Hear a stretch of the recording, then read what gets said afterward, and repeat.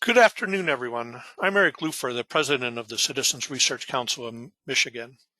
It's my pleasure to welcome you to the Citizens Research Council and Rural Insights panel discussion on the use of federal COVID-19 funding for Upper Peninsula schools.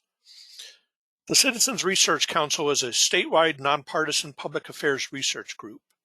This is our 105th year of operation, a longevity we attribute to our promotion of sound public policy for state and local governments through accurate, independent, and objective research. We are a private, not-for-profit organization, and we rely on the charitable contributions of foundations, businesses, corporations, and individuals. I'd like to encourage all of you to join our circle of supporters and help us to continue to provide high-quality, independent information on important public policy topics in Michigan. If you value this session and the associated work that we've done that you can find on our website, please think about contributing to the Research Council and keeping us going for the next century. In a minute, I'm going to introduce David Haynes to talk a little bit about Rural Insights.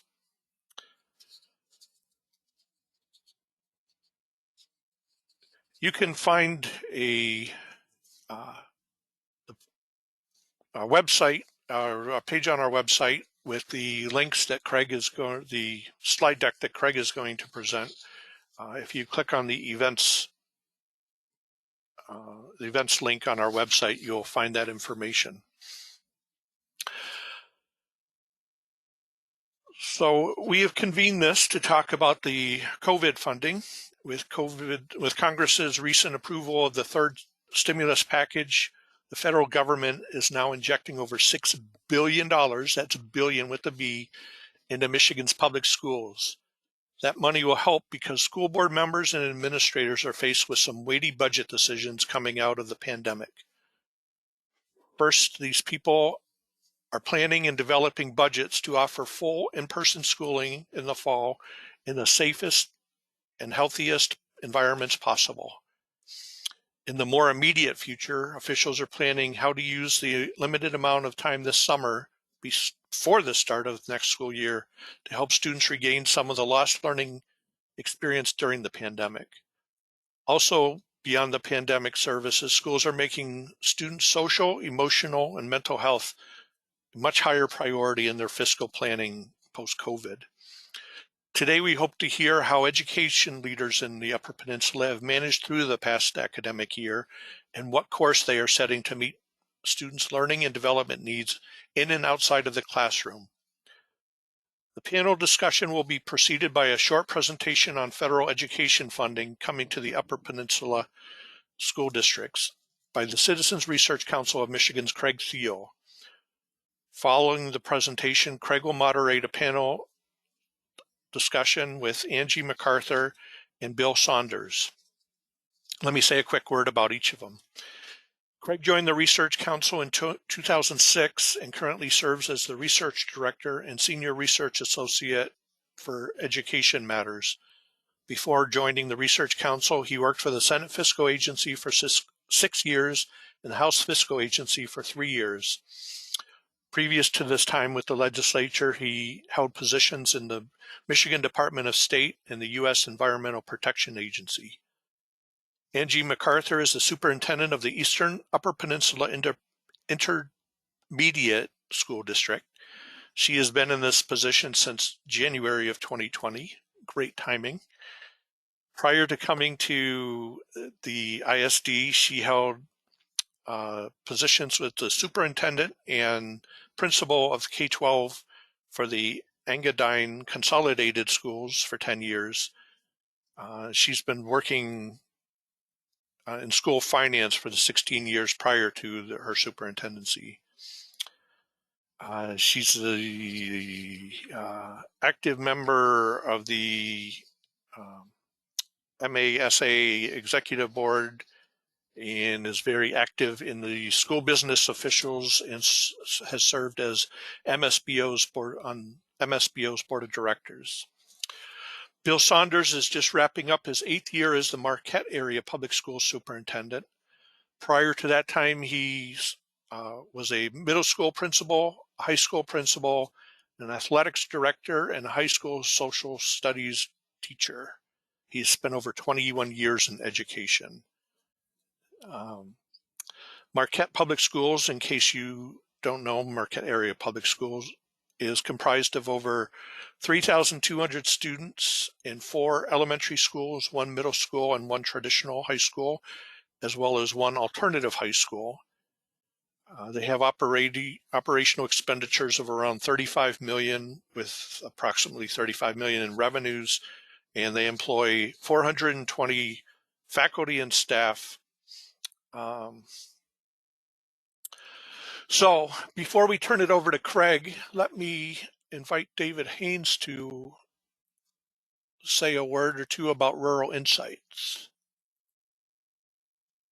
There you go, David. Well, thank you very much, Craig. We are very happy to be collaborating with CRC on this important topic. Rural Insights Institute and Rural Insights, his whole purpose is to try to get new information, facts, and data that are important to the citizens of the UP, and also to people that make policies about rural life and state life.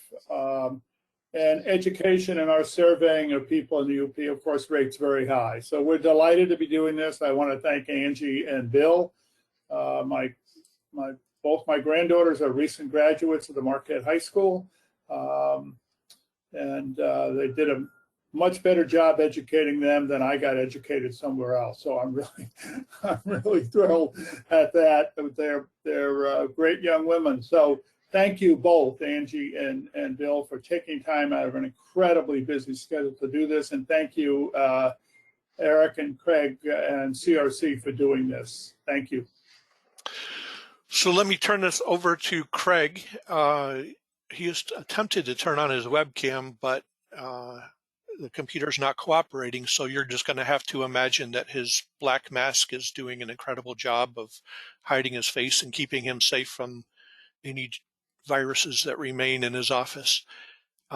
Craig, the floor is yours. Yes, thank you. Eric, nod if you can hear me. Perfect. I've got about 8 slides that I would like to go through. A lot of information. I'm going to hit kind of the highlights of those slides. My intent here is to provide context for our audience and context for the panel discussion that will follow. Specifically context around just the size of the money that's flowing into the state, both in terms of its historical context, but also in terms of the here and now. I want to provide this context as we think about the state budget decisions that are ongoing and to come, and contrast those with some of the local budget decisions that are being made by administrators, school board officials right now. As you know, the state budget's on a different time frame with an October 1 fiscal start. School budgets start July 1. So they're in the midst, the school folks are in the midst of budgeting right now for a July 1 start. The state is a little bit behind in terms of that timeline. And then finally, I want to use these slides and this time to really set up Angie and Bill for some questions that we have as far as what they're seeing and what they're doing and how they are planning to proceed this summer and next fall in terms of addressing some of the demands, learning, social, emotional demands that our students are going to face going into the summer and next fall. So real quickly, high level K-12 education finances, spending pressures are up across districts. Again, this is largely driven by the pandemic. Initially, schools were shut down and asked to implement safety precautions in terms of mitigating the disease transmission. So spending pressures were up in those areas.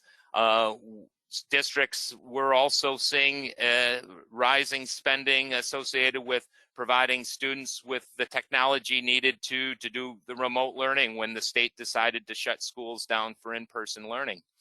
The good news is that there has been a massive increase of resources flowing into our K-12 finance system, both the federal dollars that we'll talk about, but a little less publicized story is that state and local revenues to schools have not taken the hit that was originally thought. And that leads me here to my second point. Early on in the pandemic, given the nature of the economic upheaval, there was a great concern that state revenues were going to fall off a cliff, and that just hasn't materialized. They've been very resilient to the economic impacts that we can think of with a slowdown of this nature, largely due in part to the role the federal government has played in propping up the economy. K-12 funding in the 2020 fiscal year, when the pandemic hit, there was a fear there'd be a across-the-board per-pupil funding cut, but state policymakers made education funding a priority, and there were no budget cuts. We're finding that this economic downturn has not impacted local property tax collections. Those have remained solid, and those do still fund schools, and so those haven't taken a hit. And then in terms of policy responses, the state has stepped in and addressed a concern of districts for some time now dealing with declining enrollment. Basically, Michigan's model funds schools based on how many kids show up in the fall. There was a great concern that kids weren't going to show up this past fall, pull kids out for a number of reasons. And the state went in and made sure that districts were held harmless from those enrollment declines in the 2020 and 21 budgets. On the spending side of things, I've talked about early on, schools were facing spending pressures for personal protective equipment, staffing, increased staffing needs, cleaning of facilities, technology with the shift to remote learning, and then facilities as well, as we were finding that schools weren't necessarily designed with the greatest HVAC systems, filtration systems for mitigating disease transmission. So there's been spending pressures associated there. But as we shift and think about what districts are going to be facing this summer and this fall, really the focus has been less on institutions and buildings and more on kids. And that's where it needs to be as we really begin to take stock of what impacts the pandemic has had on learning. Just real quickly, in terms of a state revenue budget update, I alluded to the fact that revenues initially were feared to fall off the table, and it's been anything but that since. Looking at the most recent revenue estimates that came out just last month, or I should say just last week, state revenues for the 2021-2022 fiscal year across the two major funds are up $3.5 billion above what they were projected in January. So stated another way, this is $3.5 billion of resources from state taxes that were not anticipated just 4 months ago when the revenue estimators sat down to come up with their best guess of where state revenues would be this year as well as the next fiscal year. And this is due to multiple stimulus efforts at the federal level, direct payments to individuals in the form of enhanced unemployment benefits at the federal level, direct payments to businesses, PPP, I think is the term, and many other financial assistance to businesses, small and large. Changes to the federal tax code have also driven up state revenues over this period. And then, as we know, and we'll get into the details of the education funding coming from the American Rescue Plan, but the American Rescue Plan was the first federal stimulus action that directly supplied state and local governments with their discretionary resources to meet their the needs that are arising from the pandemic. So Michigan is slated to receive about $6.5 billion to use across its state budget, general fund school aid budget here this fiscal year. Just to give you a sense of the growing revenue base for K through 12, I've captured this table on the right from the Senate Fiscal Agency, which provides a balance sheet for the state school aid fund. And what we can see is that there's a growing ending year balance for schools. This is driven almost entirely by the improvement in the revenues that we see coming out of the May conference.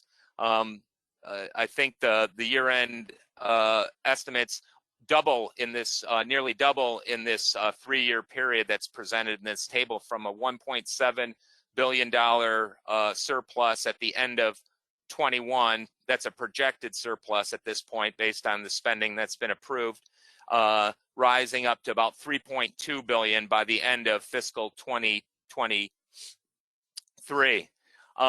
Some important fiscal questions that I don't pretend to have the answers to, but these are the ones that are going to be driving decisions in Lansing in the next few weeks is, when to spend these resources, which fiscal years. We're looking at 3 fiscal years in this table, but if dollars are not allocated in the next 3 fiscal years, it's likely that they may be carried forward into the 2024 fiscal year. What priorities? Whose priorities? K through 12 versus the general fund budget at the state level. Those are the decisions that are being made. Whose priorities in terms of legislative priorities vis-a-vis the governor? As you know, the both chambers of the legislature are controlled by Republican majorities, and the governor is a Democrat. So there's going to be a difference in opinion there. And then how are we going to spend this money? And this is something, with the federal resources, they're largely going to be one-time expenditures, planned expenditures.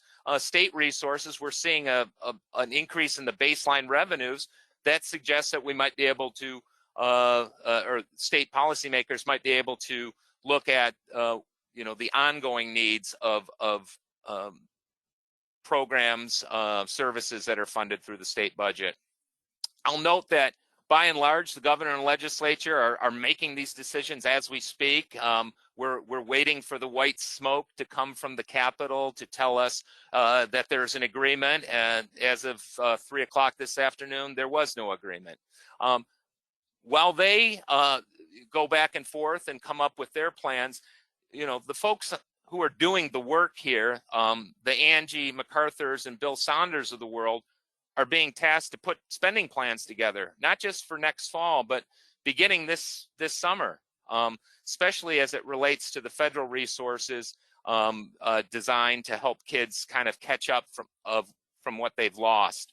So a little bit of a disconnect in the timelines here. I think the legislature's aware that other entities are on a different timeline, but I'm sure Angie and Bill in their comments will suggest the sooner the better in terms of getting the information from the legislature. So let me just quickly run down this federal funding that's been coming down to Michigan. $6.1 billion over all 3 stimulus packages. Each of these packages going back to March of 2020 is larger than the next, and not just by a matter of, a few percentage points. We're talking each one has doubled the previous one. So the CARES Act sent $720 million to K through 12 schools in Michigan. That was March of last year. At the end of last calendar year, under the previous administration, there was a federal supplemental spending bill that sent $1.5 billion to Michigan. And then with March's American Rescue Plan, the number's up to $3.7 billion. So when we total that 6.1, divide it by roughly 1.5 million kids in Michigan public schools, it's about $4,000 per kid across all 3 packages. about half the size, for perspective, about half the size of the annual foundation allowance in the state of Michigan. So this is not, these are substantial dollars that are coming to schools. I'll note here, and we'll get into it in detail later, that this $4,000 is not what every district's receiving. However, the way Congress has decided to allocate the funding means that on a per pupil basis, districts' allocations are very different. A good one point to add here is that Congress has decided to make sure that the resources have the fewest strings attached, giving locals the most flexibility in programming those dollars. So just a couple charts here to kind of give you a big picture of what this funding will mean over the entirety of our K-12 finance system. So on the left, what I've done is I've taken from our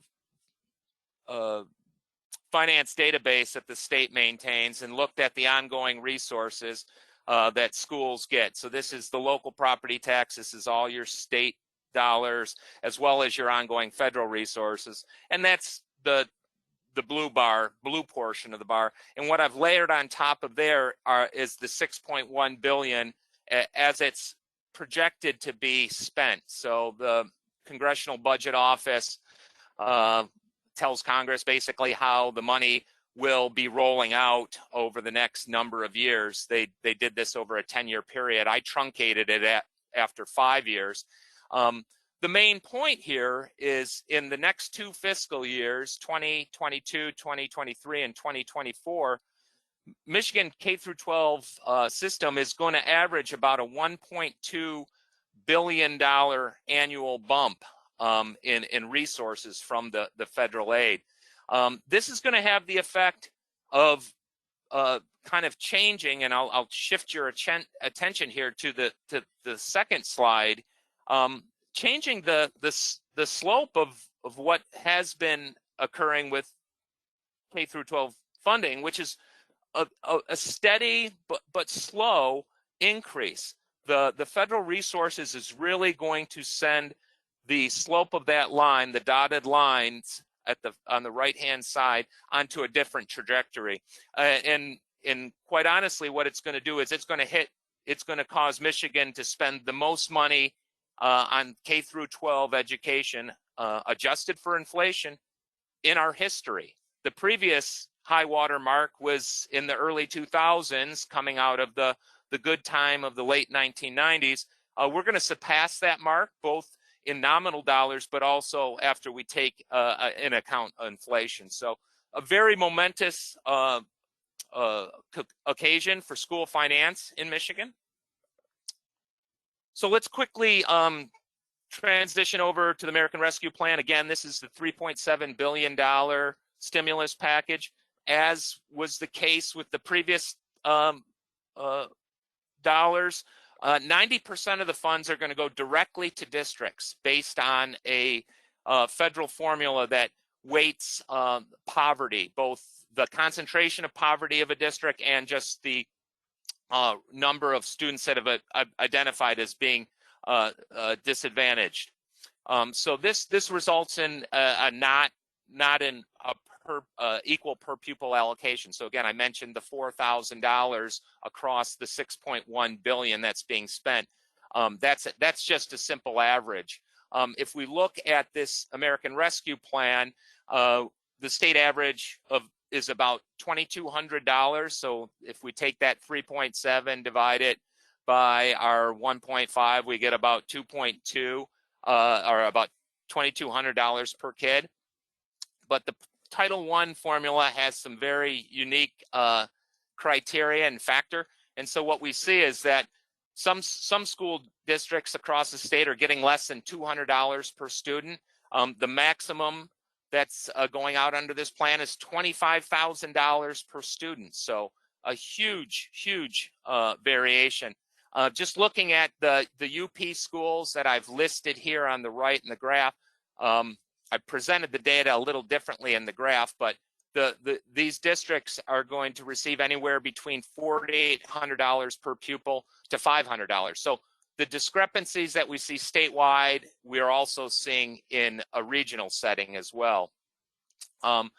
Just a quick point on the graph here. What I decided, rather than provide you with a per pupil allocation, I took the total allocation that each of these UP districts is going to receive, and I just divided that by their 2020 revenues. So on the far left-hand side, we see a number of school districts that will receive over 25% of their ongoing revenue through this federal funding that's coming through the American Rescue Plan, and contrast that with other districts on the right-hand side who their revenue allocation is less than 5% of their overall, or their federal allocation is less than 5% of their general operating resources. So the state's aware of this discrepancy and has made efforts to equalize the funding, but it has not decided to fully equalize everybody up to the max, and it also hasn't equalized funding up to the mean either. The proposal right now on the table is to equalize that 2,200 up to 1,000. So this would mean that the schools that you're seeing over on the right-hand side of the graph that aren't at the $1,000 per kid level would be brought up with some of the state resources that are coming in. Some of the specifics of these dollars before we get into our panel discussion.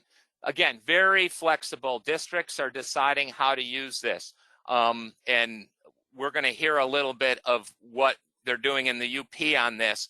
I was on a national call recently with some indications of how this money is being spent, and it ranges all across the board from facilities, teacher incentive pay, transportation, vouchers to get kids to summer school. It's all over the board. Unlike the previous two packages, there was a set aside of the funding. Districts are being asked to set aside 20% of their allocation to address evidence-based learning loss interventions. So statewide, this is about $670 million will have to go specifically to those programs. The states were required to grant up to 2/3 of that 90% funding by May 24th. That was Monday. Michigan has not appropriated the money yet, so those dollars have not hit local budgets yet. We'll see when that happens, hopefully soon. That May 24th time frame started a clock that said within 90 days, districts were going to have a plan on how they were going to spend that, including in that the public participation to design programs for the money. So I suspect, and hopefully we'll hear from Angie and Bill's here, have they begun that process, or are they waiting to see what the money looks like before they can do that? The spending decisions, the budgeting decisions that are being made today are not just for this summer and for the next year. This is funding, as the chart earlier showed, is going to be in school budgets and school boardroom discussions for a number of years. The funds must be spent by the end of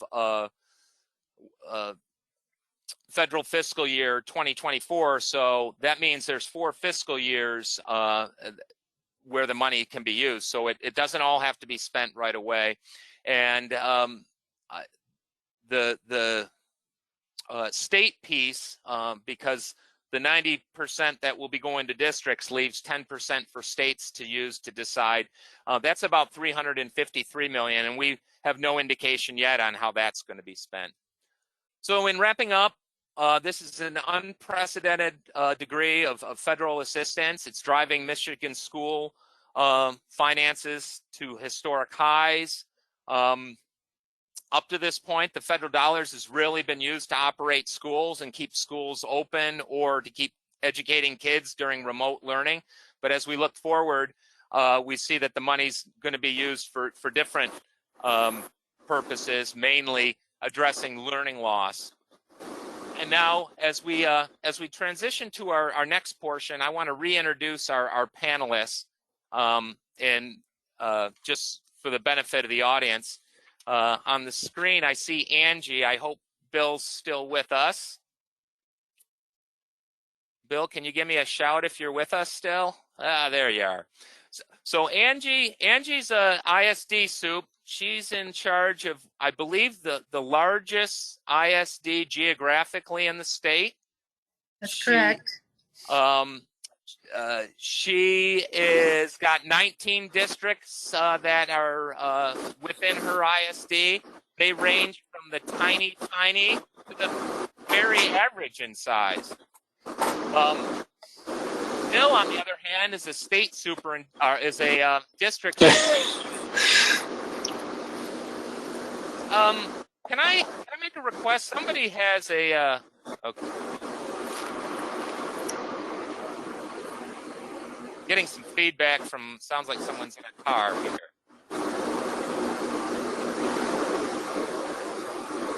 Craig, I turned mine on just long enough to remind people that we're able to take some questions and they can type them into the box. Reserve a little bit of time. I don't think it's my feedback, but. Are you in a car? No.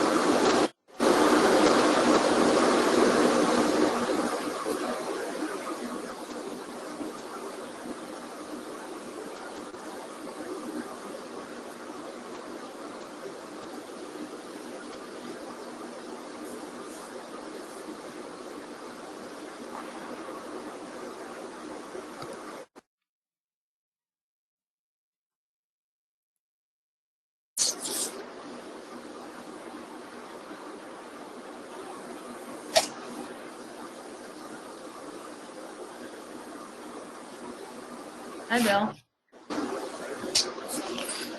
Do we lose Craig altogether, or I'm not sure. I'm sorry. Can you hear me? Yep. Now My we can. bad. My bad. I said that I've spent a lot of time on the finances, but really not much on the students, and that's what is important here. And I'd like to get both of your assessments on where our students are right now, how you're evaluating their academic progress, but more importantly, their emotional and social development during this time. And how are you planning to address these needs both in the coming months and years? And if you can provide some specific examples, we'd really like it. We'd really enjoy it. Maybe we can start with Angie first. Sure. So we have 6,400 students across the Eastern Upper Peninsula Intermediate School District, and we use the NWA map as a piece of data. And we've been fortunate. I'm not sure who all is listening to the call, but in our region, we've been fortunate that our students, at least at the elementary, have been in face-to-face instruction for a large amount of the school year. There have been pockets that have had some quarantines, but overall, except for mandated closures, we've had really, really good luck with keeping our kids in the classroom. Having said that, we know that students it's not the same as a normal school year. And I'm going to preface this with, I get a little bit agitated when people say we have to catch our students up, because this was not a summer camp or a 2-week vacation that they went on. This was a major interruption of their life and their parents' lives, and there were many, many extenuating circumstances that would have impacted their learning. So we have done some data analysis from the fall to the winter. We see that the majority of our grades have met the growth expectations from the fall to the winter of this year in math and in reading. However, when we looked at that from last year's winter to this year's winter, they made substantial growth, but there are incomplete learning gains. So we need to figure out what those areas are and address those. I think we're going to be looking at really doing a lot of individualized instruction and really supporting the learner as the individual as opposed to the whole class. Some positives from what we've learned is that the student-teacher conferencing has made a huge impact on our students' learning. We are so thankful for the parents that have supported their student learning throughout this. And I would anticipate that we'll see much more one-to-one conferencing and really trying to meet the kids where they are. I'll let Bill talk on the academics and we can revisit the SEL if you want. Sure. Thanks, Angie. Again, just to kind of piggyback off a couple of the things that she made note of, extremely proud that we were able to offer a face-to-face option for our students starting last September. And again, outside of those state closures, we were able to keep that option going for the entire year. We also were able to offer online and hybrid options for families. What we started the year with was the real concern as far as social distancing goes. So we tried to set up as many mechanisms as we could to decrease class sizes, create more social distancing opportunities. That put a lot of undue pressure on our teachers, our staff, the districts as a whole to operate on a couple different platforms. I think it made a lot of families happy. When we turn around and we take a look at it from an academic standpoint, we also use NWEA MAP and a couple other testing mechanisms to find out where our students are. Our students that have been face-to-face have continued to show growth as they have in the past. One of the more difficult challenges that schools have faced is adequately assessing where our online and our hybrid students are. And that's been a real challenge. We have seen a real challenge with disengagement. A lot of our online and our hybrid students that became disengaged. We put a lot of resources added after the fact because we didn't know that was going to be the reality to start last fall. To try to re-engage. So we added a number of staff positions during the course of the year. And I also want to touch base on one other thing that Craig had mentioned before you cut me off and get on to the next question. And when he talked about the budgets and how as a district, we approved our budget last June and we waited to see what was going to happen with the state. If we can all remember, there was numbers floated like districts were going to be cut up to $2,500 per pupil last June. Then we heard $1,250 a pupil, maybe $900 a pupil. We actually settled on budgeting for a $650 reduction per pupil last June. So we actually went into starting this school year with some substantial cuts. And it takes a while for a district to build those things back when you've cut resources, you've cut staff, and then to be able to re-employ folks and get back up to full speed. That definitely is going to be a target of ours as we move forward to address student needs, loss of learning, and some of the other things.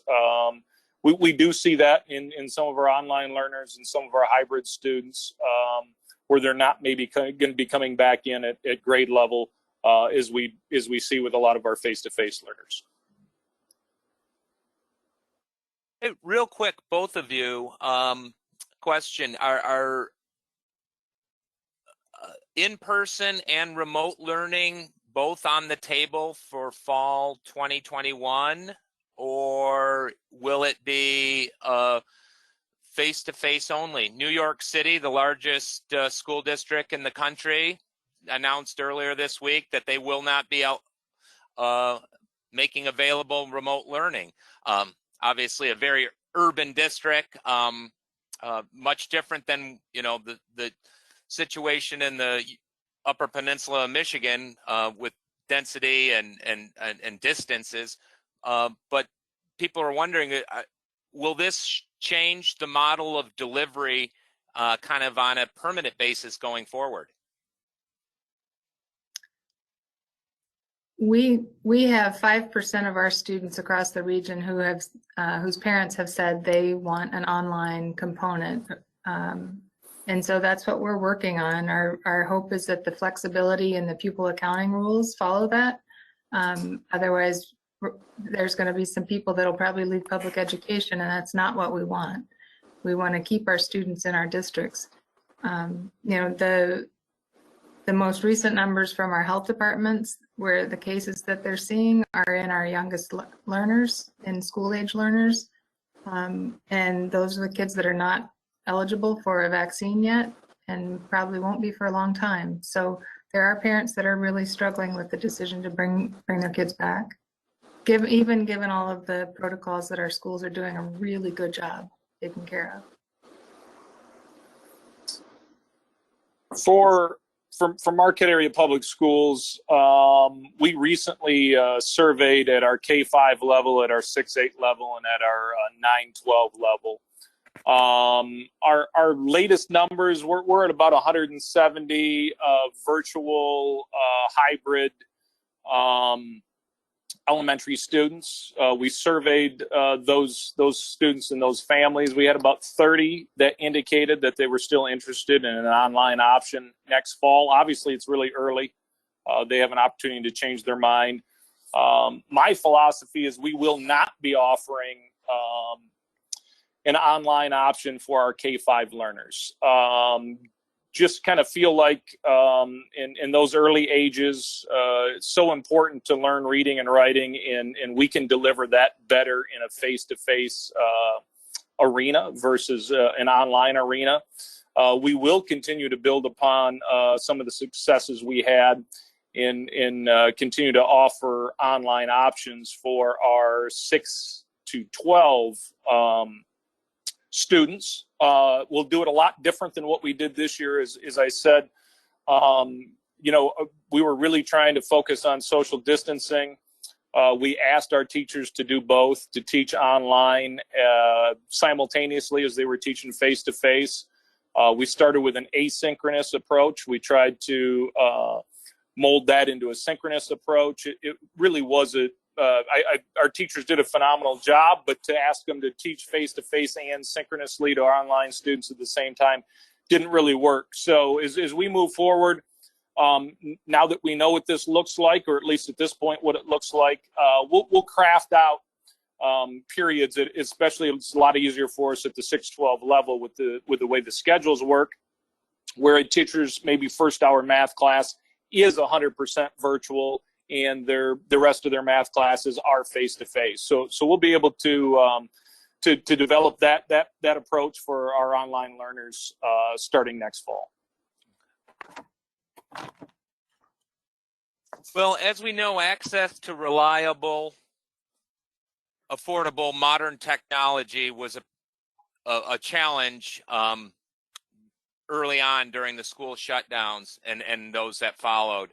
And as with many issues, the pandemic laid bare for all to see the great divides that exist in the state and across the country in terms of technology access as well as connectivity. As I mentioned, Angie, you're up there in one of the most geographically spread out ISDs. I have to imagine this was a challenge for you in the shift to remote. Can you comment on some of those challenges that your districts and your students faced in this area, and maybe how resources, federal resources, state resources have played a role or haven't played a role, and what they might do going forward? Sure. So we have 4,000 square miles, and we have pockets of that area where people are very well connected and have a lot of options. We also have pockets where people have no option for connectivity because there is not fiber. So there are people in our area that have been working to this, and it's not just our region alone. This spans the whole UP, and parts of downstate as well. But in our region, we have 30 to 40% that don't have adequate and affordable broadband connectivity. They might be able to connect by their phone, but if you're trying to educate your child, or maybe your 4 children, that's not going to work.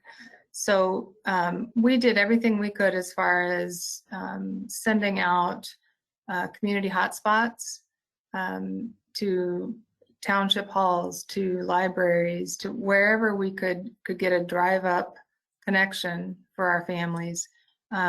Districts, there were 600 hotspots that were deployed by the local school districts. We got technology went out in masses at the beginning, but now moving forward, we know that's still a huge level of inequity that our residents and our business owners face. So we actually are starting something called the EUP Connect Collaborative.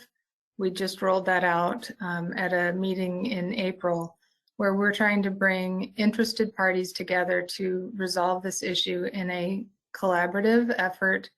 We're putting dollars to it as well as talent, and we're asking those parties that are interested to commit to 3% of their ARPA funds to go towards resolving this. There's a golden opportunity right now in Michigan with the Rural Digital Opportunity Fund grant. In our region alone, we have $37 million coming through investments that a company called Atlantic Engineering Group is going to be bringing to build fiber. And it's coming in Bill's neighborhood as well. I don't know the dollars for his area, but so we're really trying to bring everybody together in a cohesive manner so that in 5 years we can say, cross that one off the list. And it's not a problem that we look at and go, gosh, why didn't we take advantage of all of this federal infrastructure dollars? So that's what we're doing. It's not going to happen overnight, but we're gonna get it done. Yeah. Bill, up in Marquette, connectivity, device challenges for your students and for your families? We've been pretty blessed. We have been a one-to-one initiative for about the last 7 years. So we have about 5,000 devices in our district for our 3,200 students. Our board has done a great job of being fiscally responsible, budgeting for replacement devices in a timely manner. And so from a device standpoint, we didn't have issues. As Angie described, we do have some connectivity issues for some students. We're very fortunate. I have a partnership with Northern Michigan University, and they house a lot of our servers and kind of the backroom technology things that our district needs. They came to our aid immediately with their NMU Educational Access Network. So for our students that were struggling for connectivity, for our students that couldn't afford connectivity, we were able to partner there. We also partnered with Verizon and some other cell type groups to buy hotspots for students. So some of the resources that we had this year when we talk about finances went to actually purchasing internet connectivity for students that were unable to purchase it or didn't have it. Northern also set up hotspots for us at each of our 7 buildings. So families could drive into the parking lot and get access that way as well. So we still have a handful of families that we had to rely on paper packets or other means to supply educational materials, just because where they lived, whether it be the cell companies or even NMU's educational access network, we couldn't get them internet access. Well, great. Not a story I think a lot of people might pay attention to, but obviously one that's critical. I mean, when we think of the infrastructure that's necessary to educate kids, technology is definitely right up front, I think. And speaking of resources to educate kids, you know, all of this money and all of the efforts that are going to go towards, you know, really taking stock of where our kids and our families are and helping them is going to require, you know, not just the financial resources, but the human capital to do that. Michigan, no surprise, has been dealing with a teacher shortage for a number of years. It's been amplified with this pandemic across the state. You know, I don't think substitute teachers were more in demand than they were this year ever before, which is obviously just one sign of, you know, vacancies in classrooms. What are your thoughts on the existing teacher labor shortages in your areas, and you know how we're gonna meet those challenges? The resources are there, but if the people aren't there to take those positions, to fill those roles, you know, what can families expect? Bill, maybe you can take a first bite at that one. Sure, and I guess it's a lot broader than just teachers. It's custodians, it's instructional program aides. We have critical shortages of bus drivers. We have critical shortages across the board in education right now. Just a couple things, real quick. Some things that we added this year that we're planning to continue next year because of the critical nature of the pandemic and everything else. We had health aides in all our schools. So we had to hire a health aide to monitor students that came down to the office that may need to be quarantined, that needed to be sent home. We plan on continuing with those health aides again next year. We employed roving subs because of the critical shortage that we were facing. We're going to plan to continue with roving subs next year. And we did have some pretty severe teacher shortages. And also, as part of this, and I don't think it's just isolated to Marquette. I think it's state and probably nationwide. We're also seeing a lot of folks retire. Those that are able to retire, I think everything that's happened, we have a lot of people that are opting out to retire. And so we have a lot of positions that we're looking to fill. On top of that, we're also asked to, how are we going to support these students moving forward? Social emotional needs. And as Angie was talking about, how are we going to create some of these individualized instruction models for the students and catch some of these students up, or just be more intensive and more focused on our students' education. That is also requiring more manpower. 86 to 88% of our budget goes to that human resource. It's extremely critical right now, and we don't really have enough to tap into. I don't have all the answers of how we're going to attract more people. Certainly, I think in some cases, the wages have been stagnant for some time, just based on what our state funding had been up until really this year, and what we're looking at moving forward. You know, the $120 a year, the 1.5% to 2% that we were getting on kind of a yearly average, made it difficult to negotiate and get healthy contracts for employees. So I think that's difficult to attract people when maybe there's other fields out there that are paying a little bit more. And at the same time, some of the fringe benefits have been eroded, whether that be through insurance packages or the state retirement system and some of those things. So I think there's going to have to be an emphasis to get some of those things back to make education a little bit more lucrative to students who are graduating from colleges and universities to get back involved in education. Thanks for your comment, Bill, and thanks for bringing up it's not just teachers. I know that was something that Angie had planned to talk about too. Angie, what you're concerned because you got 19 districts. You've got 19 districts that are chasing the same employees and the same nurses and the same teachers. How is this going to sort itself out? And is it going to sort itself out? I guess one more question is, what role can the state play, state policymakers, in helping solve this issue as well?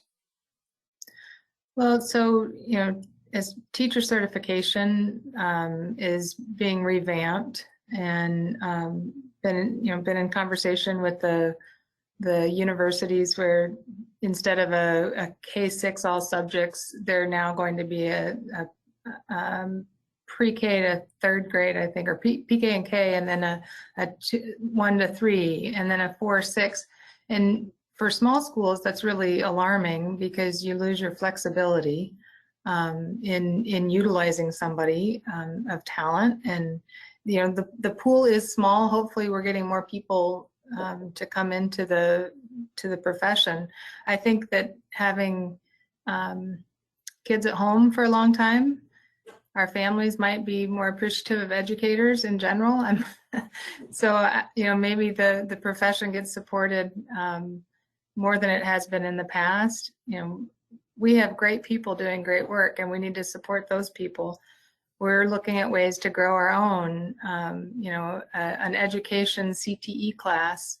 How do you start, tapping into these kids in high school and say, oh, you have an interest in teaching, so let's mentor that and get you into a program where then you can become, work through in a local school. Just trying to be very creative in ways to grow our local people. Another challenge is you have places like McDonald's and Subway that are paying very, very well. And so we're battling that in this region. If you can get paid $14 an hour at McDonald's, why would you come to the school and work less than that as a teacher aide?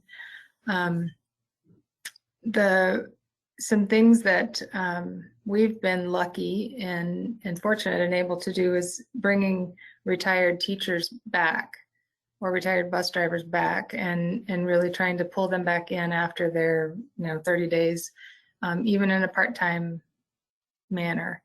But it's definitely challenging. Even with summer school, we have all this money available, but the staff is weary, and the students and their families are weary. And so I'm hopeful that we'll have some really good, creative, fun summer enrichment programs where kids can still have the academics sharpened a little bit, but that they'll have some fun and get back with their peers, because that social emotional interaction just has been lacking for so long for so many of them. So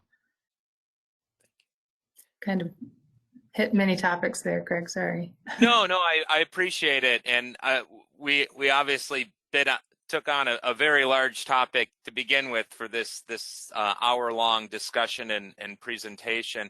And to that point, it's 5 p.m. here. I assume it's the same in the UP. Parts of it. Parts of it, yeah. We're not way over on the west end. And with that, I kind of want to bring the discussion, the event to a close. I want to personally thank Angie and Bill for agreeing to participate. I want to thank Rural Insights for the partnership in pulling this together.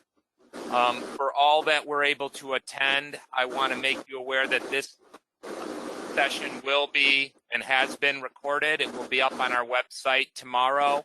So you can come to our website, grab the link, share it with your friends, your colleagues, your networks. The slide deck, as Eric mentioned, is already up there. And just one final plug for the Citizens Research Council. We're happy to inform you when our work is out in the public, and we do that through our email distribution list, which we do not send. So if you're not currently a member, not a member, but on our email list, I'd advise you to get on our email list. And with that, I'm looking, we didn't get any questions from the audience.